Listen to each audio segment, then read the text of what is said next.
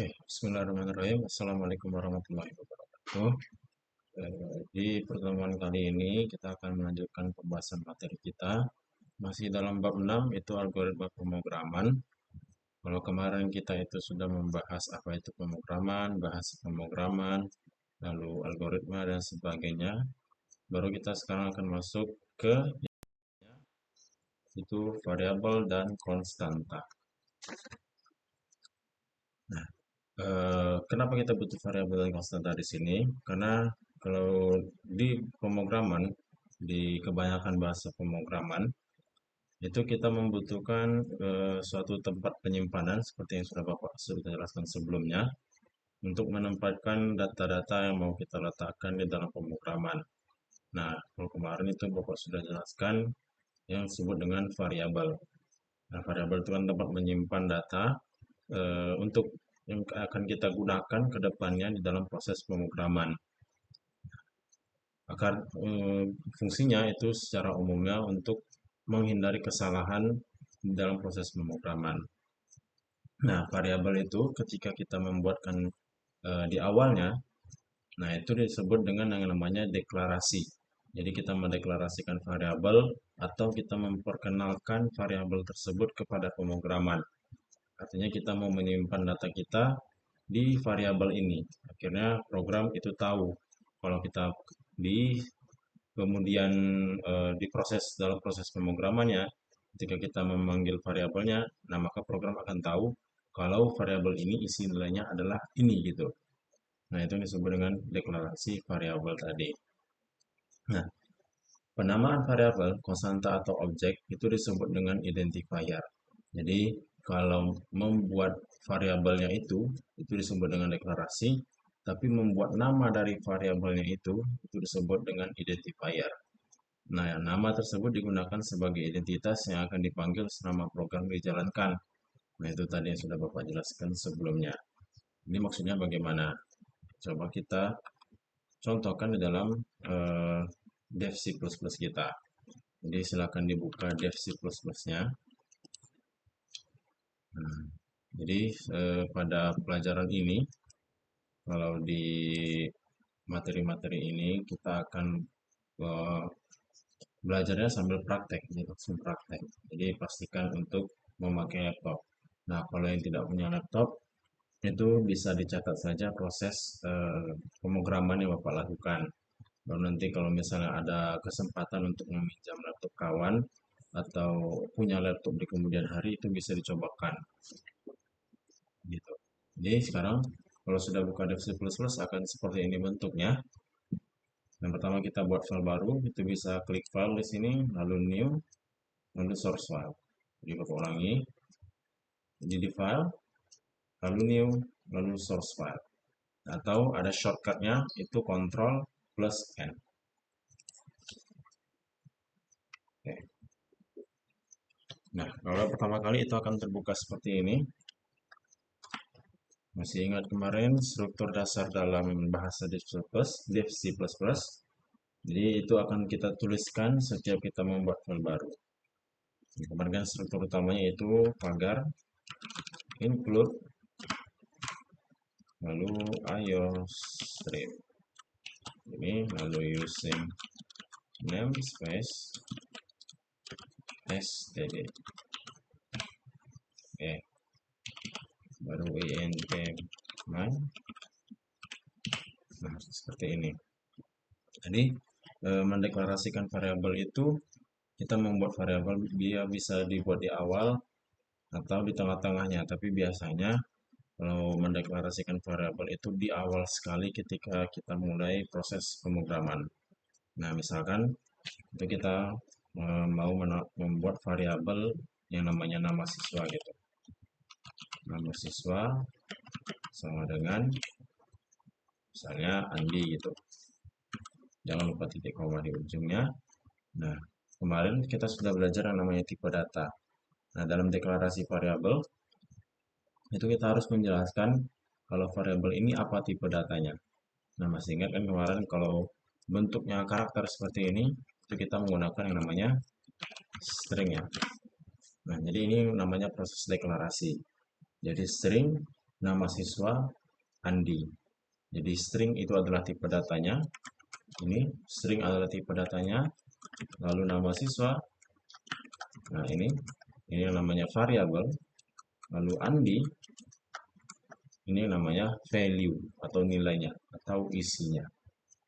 Nah, penamaan variabel ini atau identifier ini itu memiliki aturan. Jadi ada cara mainnya. Tidak bisa sembarangan. Tapi itu bukan aturan yang bagus sebenarnya. Tapi ini yang sudah skalanya atau bisa dibilang kebanyakan programmer itu menggunakan aturan seperti ini. Nah, ini 4 aturan dasar atau 4 aturan atau kebiasaan bisa dibilang dalam penamaan variabel atau identifier. Nah, yang pertama itu berupa susunan huruf, angka, atau underscore. Dan yang kedua itu tidak boleh ada tanda kutip dan simbol-simbol tertentu, kecuali underscore. Underscore ini sebenarnya masuk ke dalam simbol, tapi ini diperbolehkan.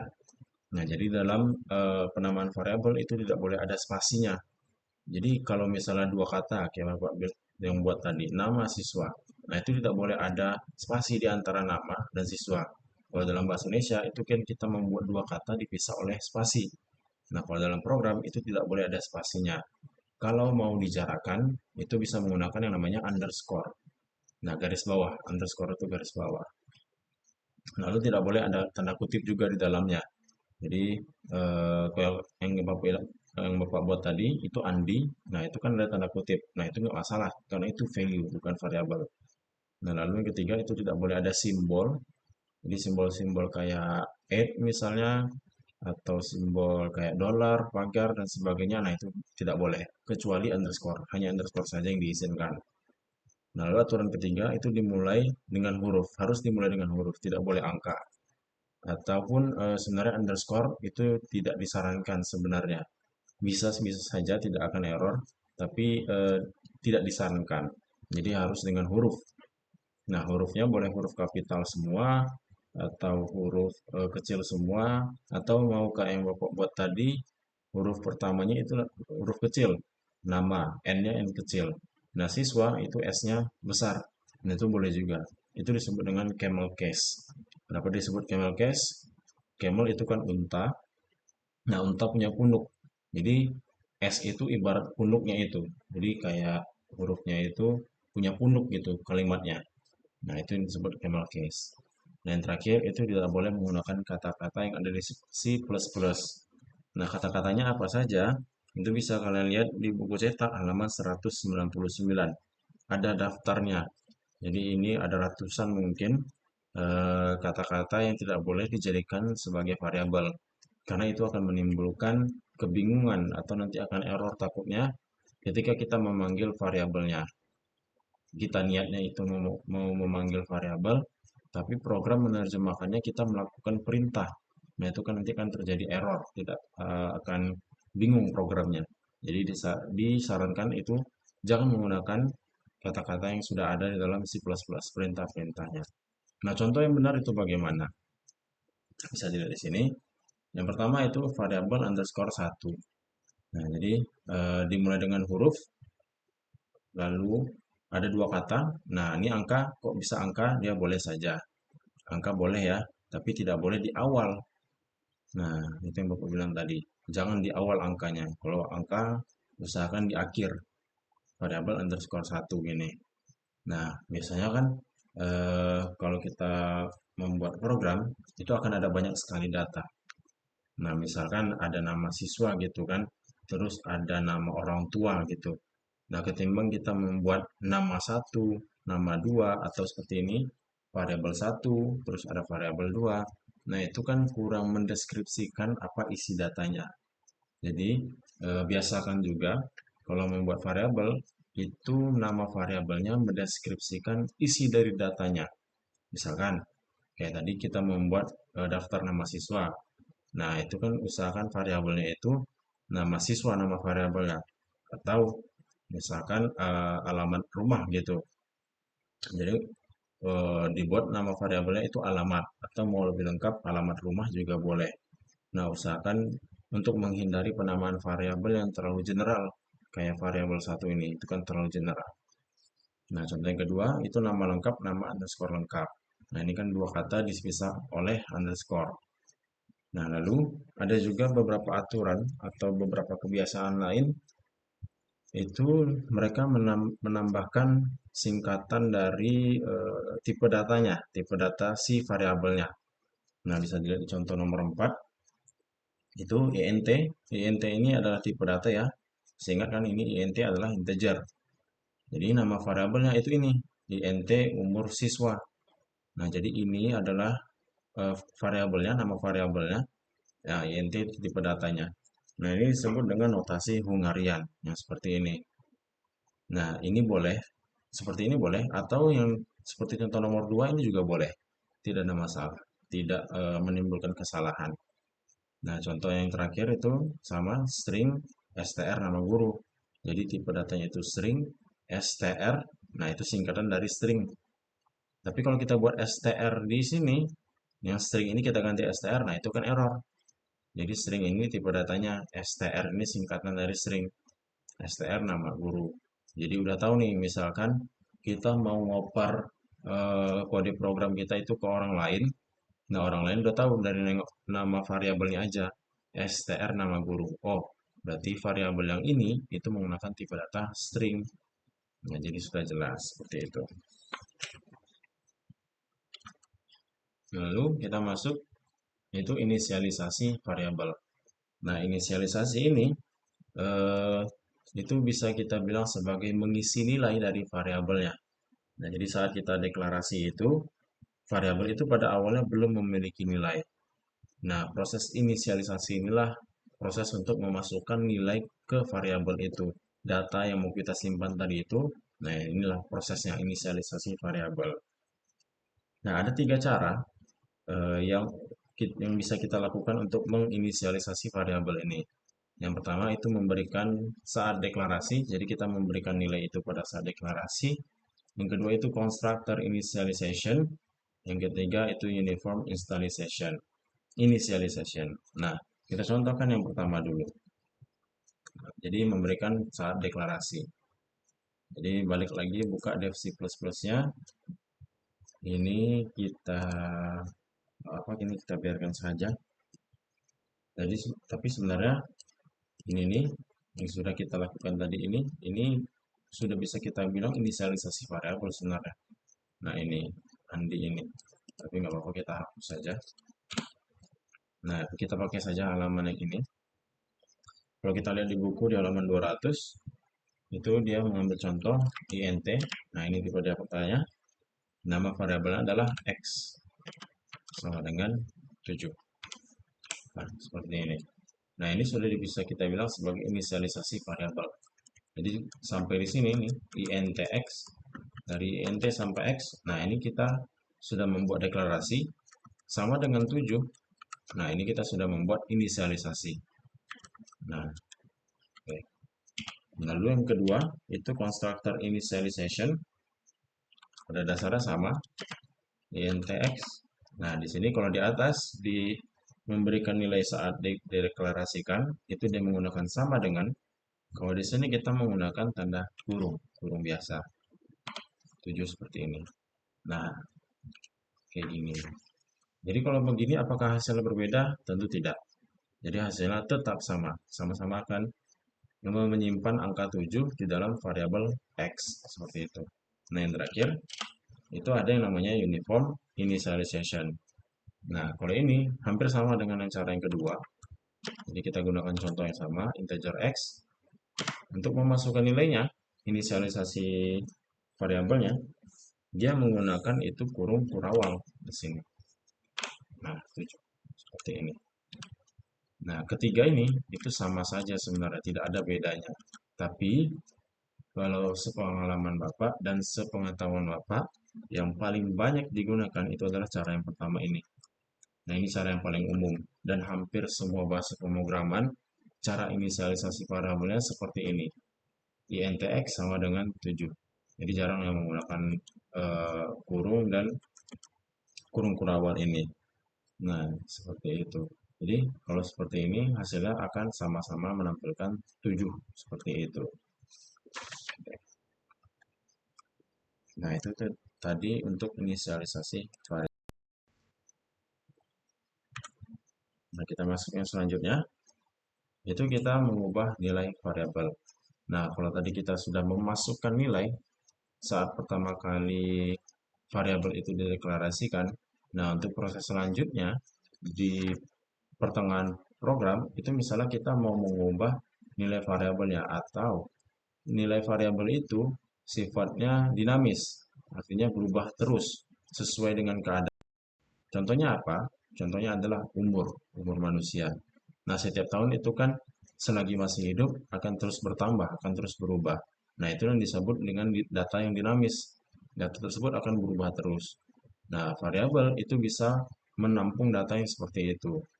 Artinya kita misalkan saat membuat program, kita memasukkan nilai umur kita adalah 17 contohnya. Nah, di tahun depan, nggak mungkin dong umur kita masih 17 ya kan. Jadi bertambah, jadi 18. Nah, kita bisa mengubah ini umur kita itu di tengah jalan tanpa kita harus mencari lagi saat pertama kali kita mendeklarasikan variabel itu. Nah, jadi di tengah jalan itu bisa kita rubah selagi dia variabel. Nah, begitu. Nah, sebenarnya pun kalau Bapak bilang juga eh, saat deklarasi itu kita tidak harus mengisi nilai variabel itu. Nah, maksudnya bagaimana? Nah, sebelum itu ini ada tiga cara dalam mengubah nilai variabel. Ada tiga cara yang berbeda untuk kita bisa mengubah nilai variabel. Yang pertama, itu kita bisa memberikan nilai baru. Nah, misalkan kita sudah mendeklarasikan atau menginisialisasikan eh, variabel itu, misalkan tadi X sama dengan 7, kita ambil contoh yang tadi. Nah, di tengah jalan mau kita rubah, misalkan integer X sama dengan 10 gitu. Nah, itu disebut memberikan nilai baru. Nah, contohnya bagaimana? Oke, kita masuk lagi ke sini, eh, versi plus kita. Jadi ini bisa kita hapus saja, nggak masalah. Jadi, atau mau di save, mau buat file baru, itu juga nggak masalah. Oke, yang pertama itu memberikan nilai baru. Misalkan di sini INTX sama dengan 7. Nah, sebelumnya untuk membuktikan X itu sama dengan 7, coba kita tampilkan ke dalam layar. Nah, untuk menampilkan dalam layar, itu kita membutuhkan satu perintah dalam library IOStream ini. Nah, ini kita gunakanlah library IOStream ini. Nah, perintah untuk menampilkan itu adalah code. Nah, seperti ini. Code. Terus, apa yang harus kita lakukan? Kita kasih spasi, kita kasih tanda kurang dari. Jadi double kurang darinya. Nah, seperti ini. Nah, lalu kita panggil variabelnya. Nah, variabel yang kita panggil itu adalah variabel X ya. Jadi kan kita menamakan variabelnya itu X tadi. Nah, tergantung sebenarnya dengan variabel mau kita tampilkan. Misalkan ada 10 variabel di sini. Kita menampilkan variabel kelima. Nah, kita panggillah apa nama variabel kelima tadi itu. Nah, kebetulan di sini hanya ada X, maka kita tuliskan saja X di sini. Lalu spasi lagi, lalu kurang dari lagi. Nah, terakhir kita tambahkan perintah NL. NL ini kepanjangannya adalah nline. Nah, fungsinya itu untuk menghentikan baris dari eh, ini, baris di code ini, lalu memberikan enter. Jadi setiap ujung dari menampilkan sesuatu itu usahakan dikasih nline ini. Nah, terus kita simpan. Kita kasih aja namanya tadi mengubah.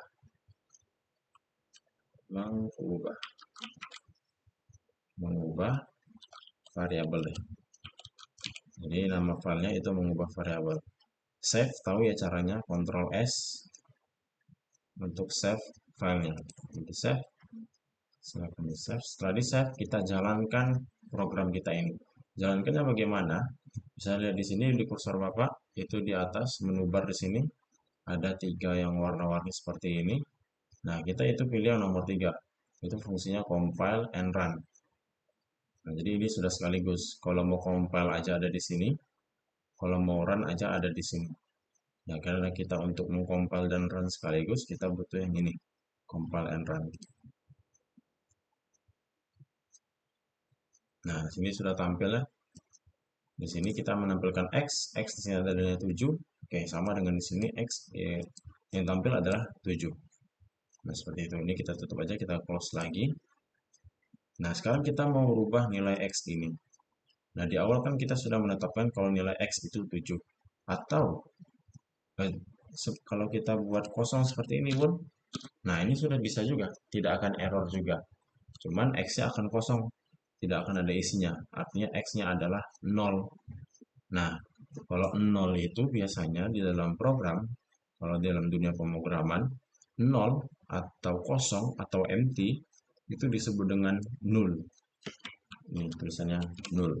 N-U-L-L. Nah, ini adalah artinya kosong. Seperti itu. Nah, kita balikkan lagi X sama dengan 7. Nah, di bawah kita mau merubah nilai X-nya. Nah, untuk mengubah nilainya, itu kita nggak perlu buat int x sama dengan misalkan 10 lagi. Nah, ini kita nggak perlu buat seperti ini. Jadi kita cukup menuliskan ini saja, x sama dengan 10. Nah, integernya tidak perlu dibuat lagi. Kenapa? Karena variabel x itu kita sudah mendeklarasikan kalau tipe datanya integer. Gitu. Jadi tidak perlu di kemudian waktu di proses program yang kita tuliskan lagi int x, tidak perlu. Cukup x sama dengan 10. Nah, masih ingat kan? Kalau C++ itu paradigma pemrograman adalah linear top-down approach, linear dari atas ke bawah. Nah, artinya apapun nilai yang nilai terbaru itu yang akan ditampilkan, itu yang akan disimpannya, itu yang diketahui program. Nah, jadi sekarang nilai X itu adalah 10 ya, sekarang bukan 7 lagi. Mari kita buktikan. Jadi, silakan di save lagi, terus kita compile and run. Nah, sekarang nilai variabel X itu adalah 10. Seperti itu. Nah, ini cara yang pertama tadi. Nah, cara yang kedua itu adalah menangkap nilai dari pengguna. Jadi kita membutuhkan nilai dari pengguna. Kita butuh inputan. Jadi pengguna atau user yang menentukan nilainya itu. Nah, caranya bagaimana? Kita balik lagi ke dev C++ kita. Nah, kalau di sini, jadi tadi Bapak menjelaskan kalau code itu adalah menampilkan ke layar. Nah, kalau kita mau menangkap atau kita mengambil nilai dari pengguna, apapun dari pengguna, itu kita gunakan perintah yang namanya chain. Jadi, kalau ingat aja kalau Bapak mengingatnya itu out, kalau out itu keluar, artinya menampilkan keluar. Kalau in itu ke dalam, jadi memasukkan ke dalam. Nah, seperti itu. Nah, tandanya, simbolnya itu diikuti oleh lebih dari seperti ini. Nah, lalu dituliskan mau disimpan di dalam variabel yang mana gitu. Nah, di sini kan kita mau menyimpannya dalam variabel x ya. Seperti ini. Titik koma.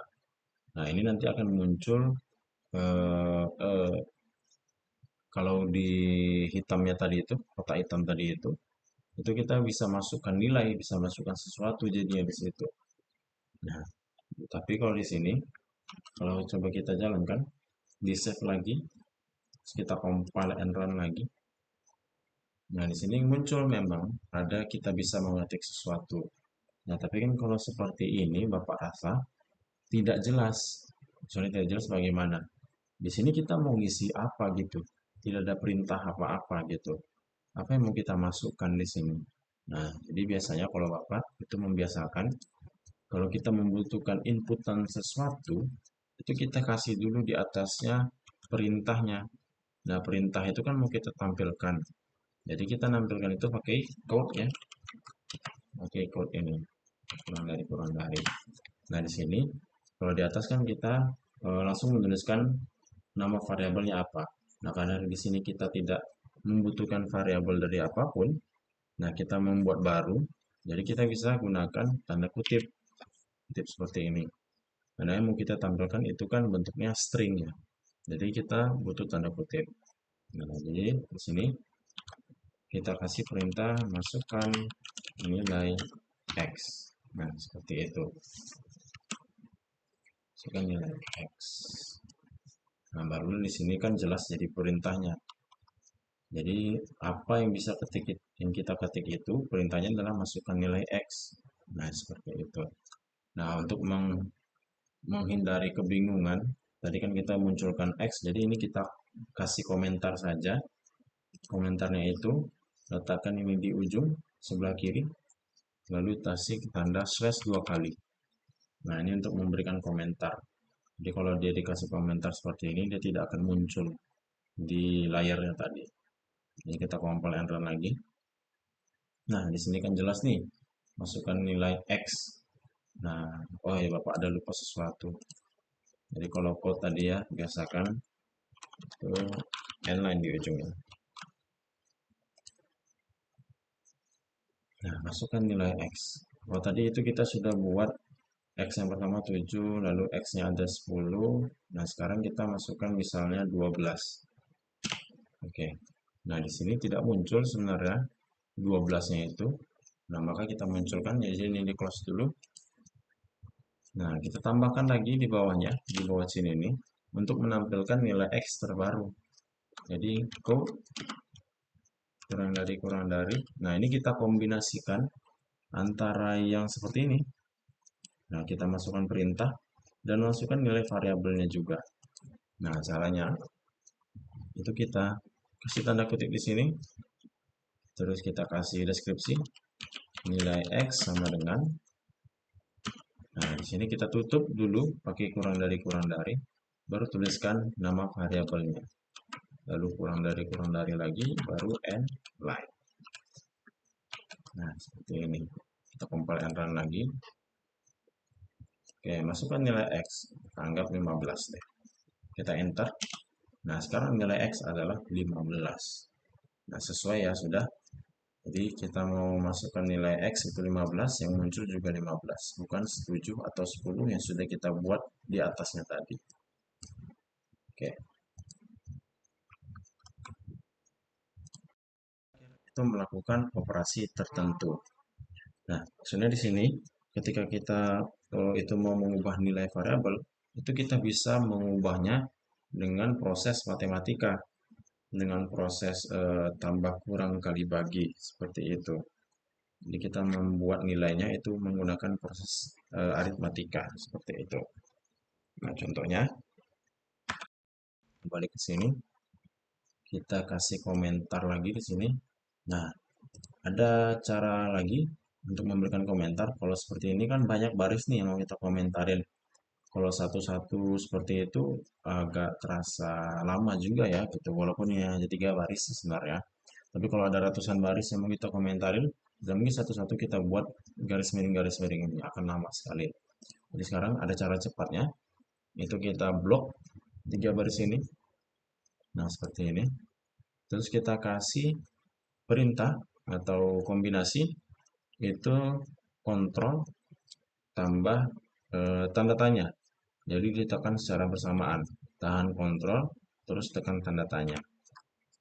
Tanda tanya itu kan nanti ada garis miring tuh di sampingnya. Nah, itu sudah memberikan komentar ke banyak baris. Seperti itu. Oke. Nah, tadi kita untuk yang operasi tertentu gitu. Menambahkan proses aritmatika. Nah, kita contohkan saja di nilai deh contohnya. Jadi, sekarang kita deklarasikan variabel baru. Dari kalau tadi itu variabel X, misalkan saja di sini kita int, misalkan pelajaran, mata pelajaran nilai mata pelajaran gitu kan. Kita ambil 4 mata pelajaran gitu. Yang pertama itu matematika, lalu ada fisika, lalu ada ekonomi, lalu ada geografi deh contoh. Geografi gitu. Nah, ini ada cara baru nih mungkin eh, untuk mendeklarasikan variabel gitu. Nah, kalau di atas kan itu intx h, hanya satu variabel saja yang kita deklarasikan seperti itu. Nah, kalau di sini di baris ke-15 itu kita bisa mendeklarasikan beberapa variabel sekaligus. Nah, seperti ini kan. Jadi kita mendeklarasikan variabel matematika, variabel fisika, variabel ekonomi, variabel geografi. Nah, keempat variabel ini itu tipe datanya adalah integer, begitu. Nah, keempat variabel ini itu kan belum memiliki nilai. Nah, sekarang kita tetapkan nilainya di sini di bawah. Misalkan matematika. Matematika itu nilainya misalkan 70 deh. Contoh. Terus fisika itu sama dengan 80 misalkan. Ekonomi misalkan itu 75. Terus geografi itu sama dengan misalkan 90 gitu. Nah, sekarang kalau kita menggunakan proses aritmatikanya, nah, kita butuh lagi variabel. Kalau kita bisa lihat di dalam halaman 201 di buku, itu ada 4 variabel lagi yang kita butuhkan. Itu tambah kurang kali bagi. Nah, jadi kita tambahkan lagi variabel di baris 15 ini. Jadi dikasih koma aja. Kita butuh variabel tambah, lalu kurang, kali, dan bagi. Gitu. Oke, yang pertama, variabel tambah dulu. Nah, variabel tambah ini mau dibuatnya seperti apa gitu. Misalkan, variabel tambah itu merupakan penjumlahan dari matematika ditambah dengan geografi contohnya. Seperti ini. Nah, jadi kalau kita tampilkan ke layar, kita gunakan code, terus tambah, dan lain.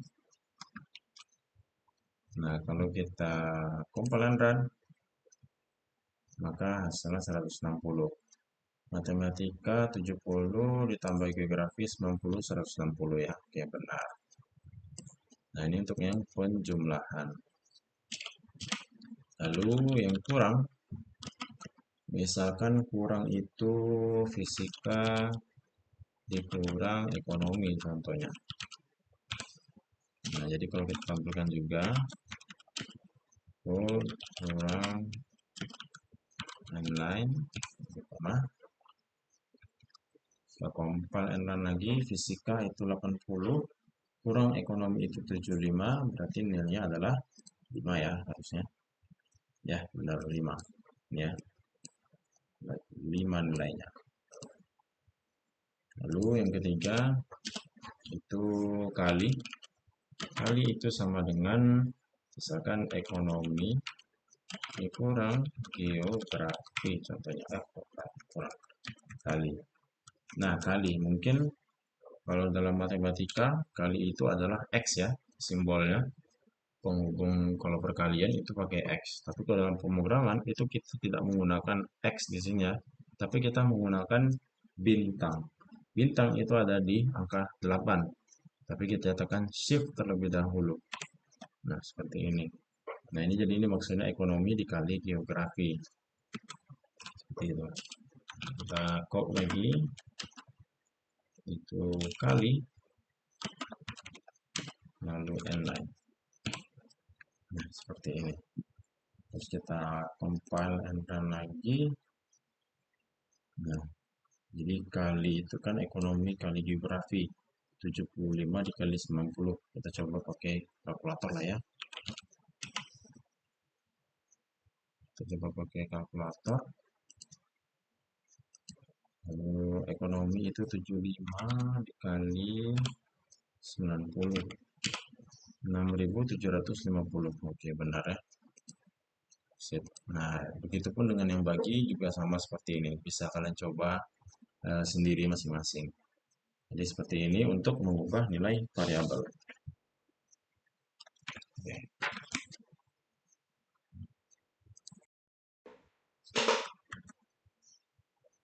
Nah, lalu tadi kan judul kita adalah variabel dan konstanta. Kalau yang tadi kita bahas itu semuanya adalah variabel. Tetek bengeknya variabel. Nah, kalau sekarang itu kita membahas yang namanya konstanta.